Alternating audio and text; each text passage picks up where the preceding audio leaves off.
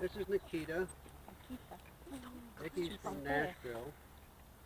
She was in a drug bust there. She wasn't doing them. She was protecting them. The bad guys had her in a room with the stash. You were going to steal the stash. Regina back on property. You're going to steal the stash and meet Nikki and change your mind. She's only 400 pounds. Only. Only, right. So when DEA found her, they contacted the Nashville Zoo and asked them if they would take her, and they declined because they said that we want to show the animal as it appears and behaves in the wild. She'd never been in the wild. She couldn't live in a pride because they declawed her, so she wouldn't be competitive, and she doesn't know how to be a lion. And so we agreed to take her. When she arrived, she had great big growths on her elbows. They were the size of baseballs, because she'd spent the first part of her life on a hard floor, and her body had produced these huge callus-type growths to prevent the bone from hitting the floor. They've since gone away, and if you were standing, you'd see where the skin is stretched. But you're looking at the world's largest tabby. She still chases her tail. She plays with her ball. And she loves people, we think, in the right way, but we're not going to find out. A lion's bite is measured at 1,750 pounds per square inch. Don't make her mad. She has one of our new enclosures. When I started 14 years ago, this only had to be 10 feet high. And you didn't have a cantilever top. And then we had an incident in the San Francisco Zoo, if some of you remember. There were some kids taunting the tigers, and one of the tigers reached up and pulled one of the kids in. And we immediately went to 12 feet. And they were here last year, and they say, we're going to 15 feet with a 5-foot cantilever extension, so only Superman can get out of there. And these big cats, they can't climb that much. Their muscle density is so great. And especially our guys, you know, they're not out there hunting all day long to maintain tone. And so what they do is the same thing your cat does. And that's rest about 70% of the day. Just chilling out, just like what she's doing right there. The wall, that concrete wall, we had to put that in. 7,000 linear feet of 10-foot high concrete wall to keep people out. Because as Tampa moved out this way, we had kids firing paintballs through a chain link fence at our cats. We've had some of our lawn equipment ripped off. And so we chose to do that because we want to stay here. And the reason is because of you. Last year we had 28,000 people through here in groups this size or smaller. And aside from the revenue that keeps us going, it also gives us an opportunity to tell the story so that maybe you will do something about it. Because it's kind of ridiculous for you to move into a neighborhood and need be concerned that your neighbor might have a tiger in the backyard. And believe it or not, I have met people that were in that situation. And yeah, they closed on the house, moved in the neighborhood, and discovered that their kids can't go out and play because they don't want to take the chance. Oh, come on.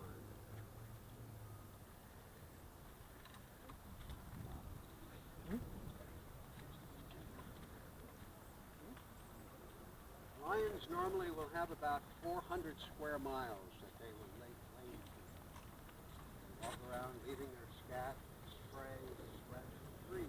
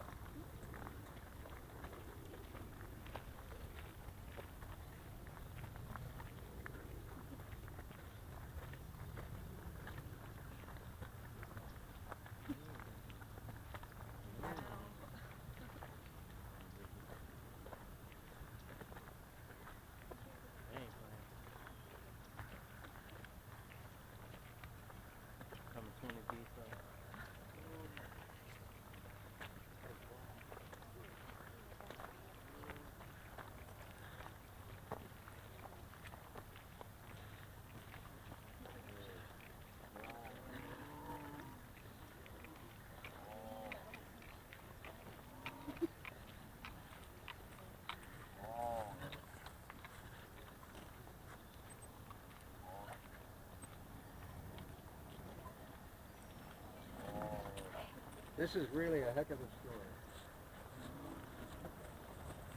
From that fence to there is about 10 acres. 5 years ago, we were told that we were putting 400 apartments in there.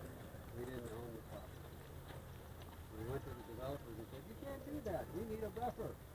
And they said, "Okay, we'll sell you the property. How about $1.2 million for 10 acres?" We said, "We don't think so." And because of the recession, they canceled the project. And then there were some issues with the ownership. And to make a long story short, we were able to buy the 10 acres for less than 25% of the original asking price.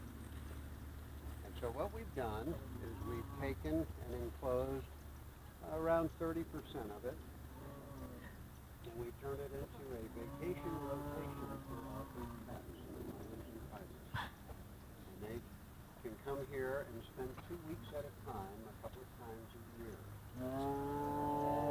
That's right. And for the first time in their lives, they can run till they drop. They have a little lake, and they can swim until they don't want to. Tigers love water, so they spend a lot of time in it. We have 3 tigers that came from Texas. They were rescued there. There was a sanctuary that failed, and they were starving. We went out and got them. These are the biggest of the cats. They get up to 800 pounds. They live in Asia and in Africa.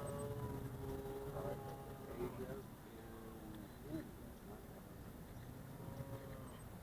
There's only about 3,000 of them left in the wild. And the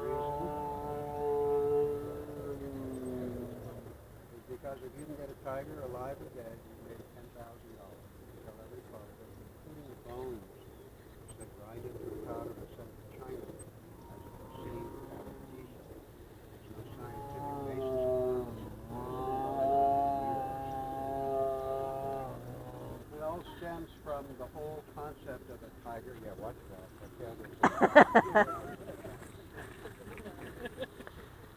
How many sports teams do you know that have names and or nicknames that relate to the tiger? You know, it relates to their ferocity, their grace, their strength, their power. Isn't it wonderful what happens when you take food out of the equation? They actually like it. Just like me.